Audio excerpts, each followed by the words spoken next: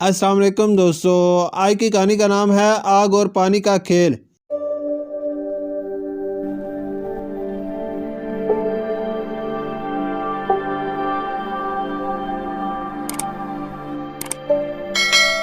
کسی زمانے میں ایک بادشاہ تھا جو بڑا ہی نیک اور خدا ترس تھا۔ اس کی نیکی کی شہرت دور دور تھی۔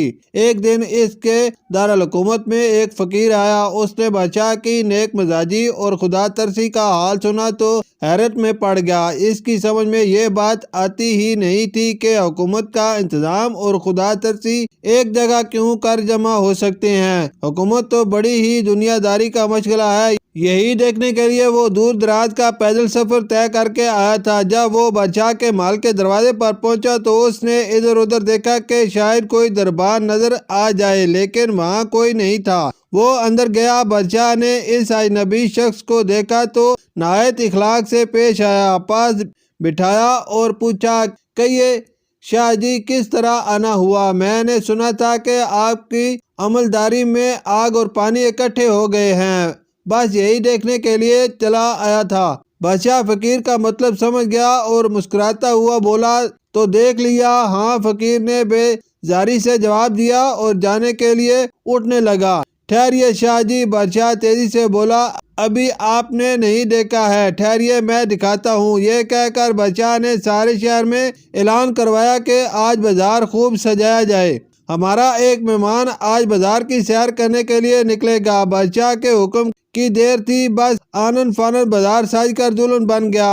اب بادشاہ نے فقیر کے ہاتھ میں پانی سے بھرا ایک پیالہ پکڑا دیا اور جلال سے کہا، جاؤ انہیں پورے شہر کی سیر کرا دو، اور جہاں کہیں پیالے سے ایک قطرہ بھی پانی کا زمین پر ٹپکے انہیں فوراً وہیں قتل کر دینا۔ جب فقیر کو پورے شہر کی سیر کرانے کے بعد بادشاہ کے سامنے پیش کیا گیا تو وہ پسینے میں شرابور تھا۔ بادشاہ نے اسے دیکھتے ہی مسکرا کر پوچھا کہ یہ شاہ جی، آج بازار کتنا خوبصورت سجایا گیا تھا، بتائیے تو صحیح آپ نے کیا کیا دیکھا اور آپ کو کیا کیا پسند آیا؟ فقیر نے فوراً کہا، ارے ظالم، تو نے مجھے اس لائق رکھا ہی کب تھا جو میں شہر دیکھتا؟ میں تو بس اتنا ہی جانتا ہوں کہ سر پر ننگی تلوار تھی اور آنکھیں پیالے کے پانی پر جمی تھی۔ بادشاہ کہہ لگا کر ہنسا اور کہنے لگا کہ یہ اب بھی سمجھ میں آیا یا نہیں؟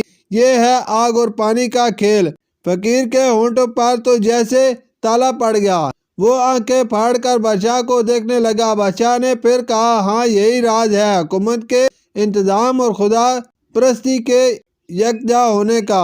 اگر خدا کا خوف دل میں ہو اور اپنی ذمہ داری پر نظر جمی ہوئی ہو تو پھر دنیا کی کوئی دلچسپی تمہیں دین سے غافل نہیں کر سکتی۔ دین ذمہ داریوں کے پورا کرنے کا نام ہے، ان سے بھاگنے اور غاروں اور بیابانوں میں پناہ لینے کا نہیں۔ شکریہ۔